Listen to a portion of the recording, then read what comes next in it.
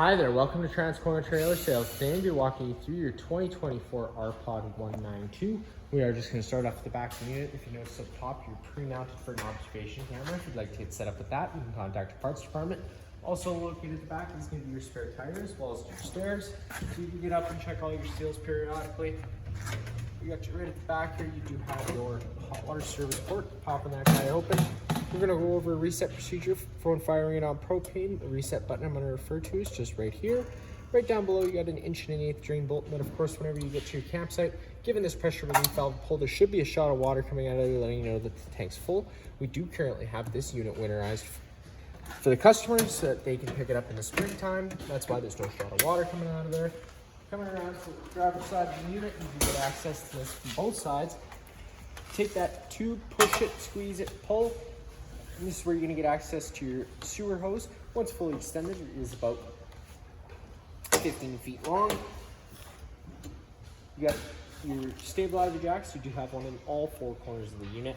The way they work is you're going to hook up a 3/4 inch drive tool to the 3/4 inch drive nut. Run this foot down to the ground. Once the foot does contact the ground, just give it another 8 1/4 turn to snug it up. It's going to take any bounce or sway you see we have in the unit right now away. In addition to that, they are stabilizing jacks. They're not leveling jacks. Please don't try and use them as so, otherwise you do run the risk of bending them. You got your two low point drains right here, one for the hot lines, one for the cold lines. Cracking that guy open. That's going to be how you're going to get the majority of the fluid out of the lines. It's going to be a great procedure to do for when you're done winterizing, or of course if you don't want water going stale or stagnant because you're leaving it for a while. Cracking them open is going to try and drain as much water out of there as possible. You got your sewer cap here, twisting that off.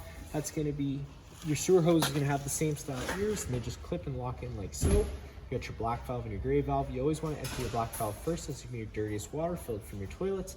Then you can come behind that with your gray valve, which is typically a little cleaner water filled from your sinks and your showers. You got your furnace exhaust. Whenever your furnace is running, this will be blowing out hot air, so just be mindful of that. Then you get your standard 30 amp twist lock connection. Today we're just using my adapter because that's what we have on hand. Most campsites should have this and you can plug right on in, but let's say you have the unit at home and you want to run your fridge, or your campsite only has 15 amp service, which is your standard household outlet. We do include that adapter. Just keep it in mind whenever you are using it, you're not going to be able to run your air conditioner. It really is just run your fridge and your lights.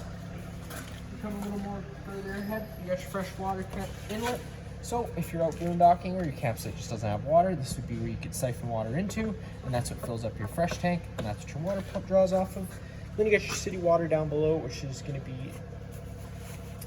if you're at a site with service, you just turn a garden hose on. It's going to pressurize all those lines without the need to run your water pump. And then if you go right down below the floor, this little plastic cap here, loosen that guy off. It's going to be how you drain your fresh tank.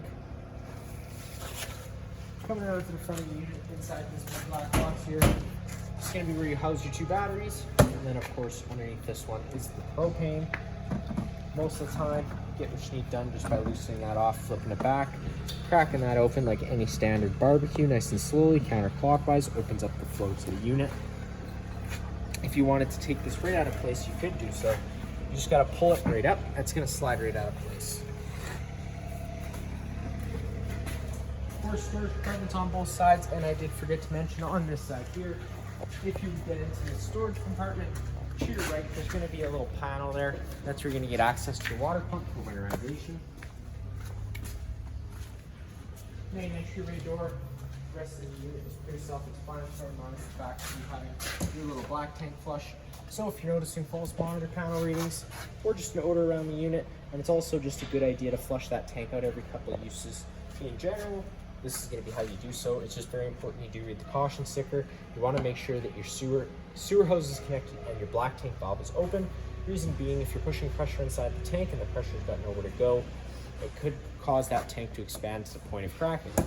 And then up here you get a little portable spray nozzle. It's a little attachment to the front compartment. Sticks in, twists, locks in place. You got sprayable cold water.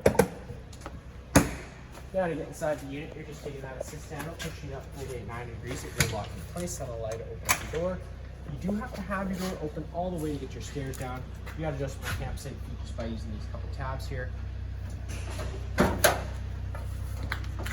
Now the first one, you have a before we step inside, just taking a note, if you try to run that awning with that door fully open, you do run the risk of it damaging itself because it's going to run into the door.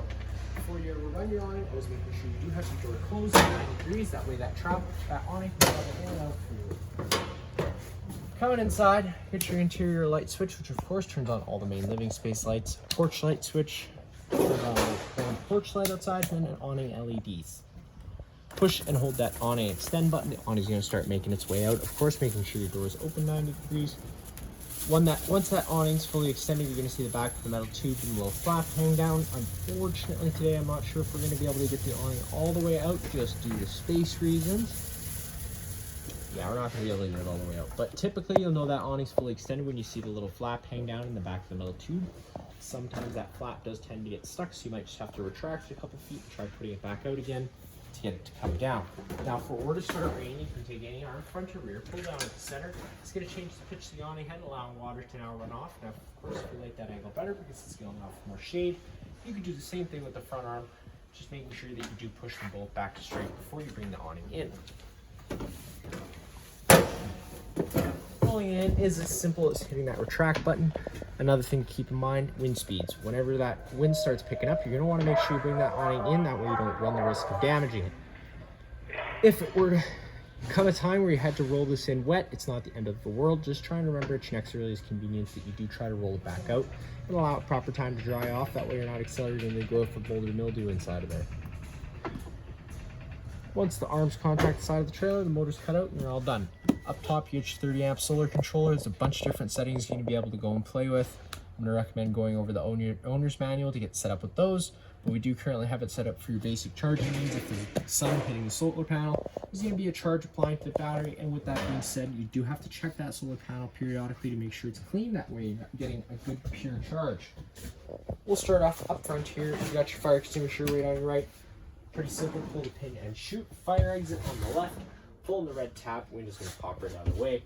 Then you can take that handle, push it up, and hop on out of the unit. You got this little switch here. It's turning on some lighting inside your cabinets. Whenever you're using the storage, any of the storage inside this unit, of course, just being mindful of drains, water lines, and things like that. You're going to want to be very careful not to be affecting any of that. You got a Murphy style bed in here, so it's pretty simple. Pull on the foot of the couch, and the couch folds down. And you can sleep on the couch if you really wanted to, but you do have this bed that folds down. Just pull on the safety latch, pull that bed down, and everything starts folding down. Now, of course, you got storage on either side of the bed, whether that be sleep app or whatever else. On the wall, you do got your inverter controller right here. Again, I'm going to recommend going over the owner's manual for using that, as there's a bunch of different settings you're going to be able to go around and play with. But essentially what it's going to be doing is once you turn it on, it does convert your 12 volt power into 120. That window up front does open right up. You got a shade, you got a night shade that drops down, or you can bring up a little bug screen in case you wanted to keep that window open, just propping open the red handles, tightening up the two knobs up top will hold that window open, sliding up the bug screen, get a nice breeze inside of here. Take that bed, fold it up, lock it into place. You can then take your couch, fold that back up, and you're all done. Now, because this unit is equipped with propane, you got your LP detector right here down below the microwave. If that guy ever starts going off, don't panic. Just turn off the main supply of propane at the front of the unit, open up some windows and vents, and get some fresh oxygen inside of here. Nice little thing they did do with this Rpod is they included a nice little boot storage spot right underneath that one dinette bench. Not a lot of campers include that, so I thought that was neat. GFI protected outlet, I'd say 85% of the outlets are going to be ran through GFI, so if you ever have one that doesn't work, just make sure that this main one isn't tripped. They can sometimes trip for the oddest reasons, so just make sure it's not tripped to get that green light telling you have good power. Monitor panel right beside, pushing the button gives you the corresponding tank level. Water heater switch, turning that on. Water heater is going to try lighting itself 3 times. Before you do this, always make sure you purge through your stove. Again, I'm going to go over purging through your stove once we get there in about 2 minutes. Once you turn this on, the water heater will try lighting itself 3 times. If on the 3rd try it doesn't light, this fault light can stay on. At that point, turn this switch off, go hit the reset button I showed you earlier, and then try it again because, again, it could just be a purging issue. Water pump, turning that on, draws out of your fresh tank. Up top here, you got your thermostat. Pushing it once, it illuminates itself. Push it again, you get into your different modes. You can go to your cool, push enter, then you get into your different fan speeds. So you can either run that on high auto or low auto. I always recommend using the auto setting, as whenever it's in the auto setting, if the room's 80 degrees Fahrenheit, we have it set to 71. Once it reaches 71 degrees Fahrenheit, it will automatically kill the air conditioner. Now what else is important about auto is that when you go to fire up your furnace, it's going to kill your air conditioner and turn on your furnace. Or, yeah, it's going to kill your air conditioner, turn on your furnace. Push the button again, go over to the furnace option, you can run just the furnace. The furnace is only going to have one fan speed. It moves all its air through that portal down by the fridge here, pushes all its air through here. The ceiling uses its air conditioner to move its air throughout. Push the button again. One cool thing the Coleman thermostats have is that it's got a cool plus heat option. So based off of what you need, so if it's set to 70 and it's currently 80, obviously it needs the air conditioner. And it's important, again, that you have that auto setting on. If you don't have the auto setting on, it's not the end of the world. It's just the fan on the air conditioner will run continuously. One more time, I'll bring you into a dry mode, which is just a dehumidifying. Sorry, this one doesn't have it. One more time, it cycles you back over to off, and everything is off. You got your kitchen area. Whenever you're running your stove, I always recommend running your range hood. That way you're evacuating those propane fumes as you make them. And 1 second, let me just grab my lighter so I can show you.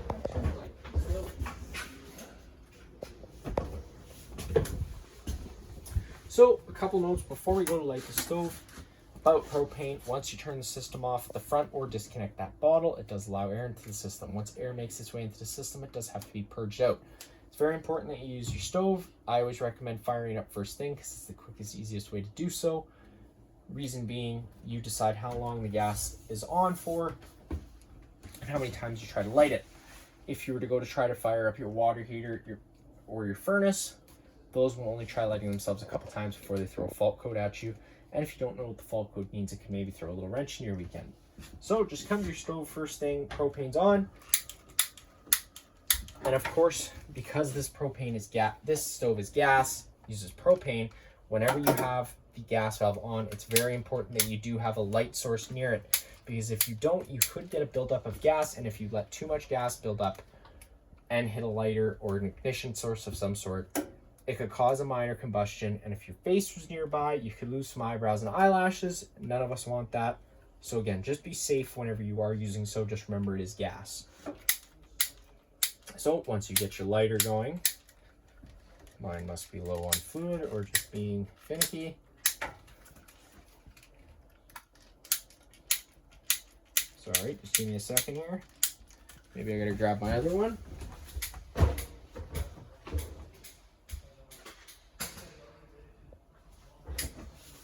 There we go. Now I got a working lighter, so that's good. Turn that over to that high/light option. Again, just holding your lighter. As you're seeing, you can hear the gas going, but there's no flame happening because it's pushing all the air out right now. So that's what I did warn you about, because when it comes time to firing up another appliance, this isn't going to do this. It'll only try lighting itself a couple times.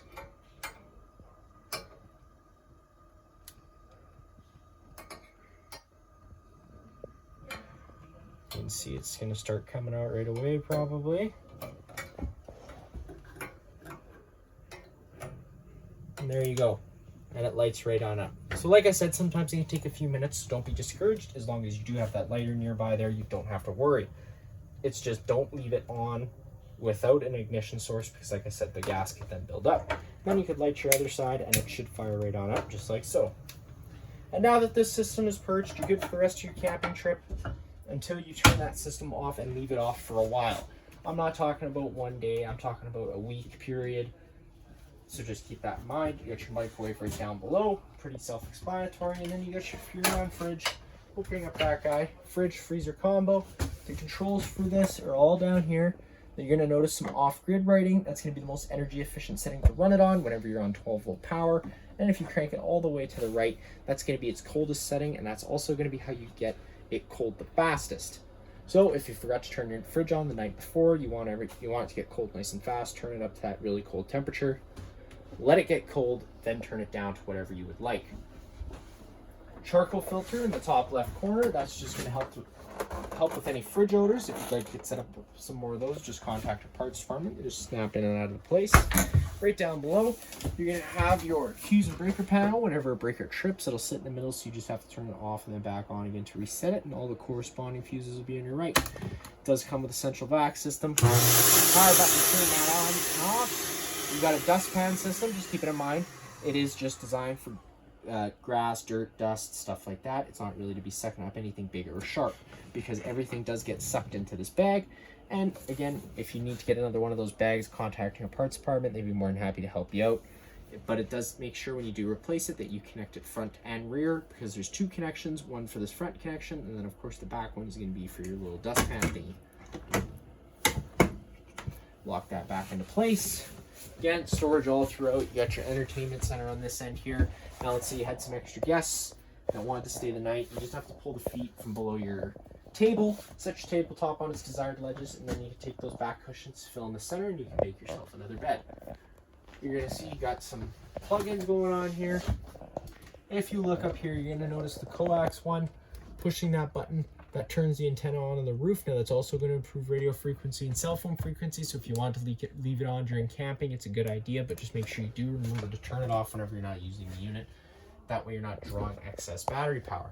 You got your stereo up top. The only thing I need to tell you about is zone 1 and zone 2. Zone 1 will be your interior speakers, zone 2 will be your exterior speakers, and then into your bathroom. Big, spacious, tons of storage for all sorts of towels or whatever else you store in the bathroom. And then here you do have what's called a water saving system. So if you want to turn this knob down, get your water to your exact temperature that you like. What this is doing, this is recirculating the water you're pouring out of the knob back into your fresh tank. And then when you want to use it, you pull it down like so. If you want it to circulate, you just pull the knob up like that. It's a great little system. A lot of units don't come with it anymore, so it's nice that this one does. Other than that, your pretty standard bathroom. And then one other note, you're going to notice 4 screws in this panel here. Popping those guys out, that will give you access to your water heater, where you can get access to those bypass valves, because this guy does have to be winterized. Now, that's going to be it for this unit here. If you have any other questions, feel free to give us a call.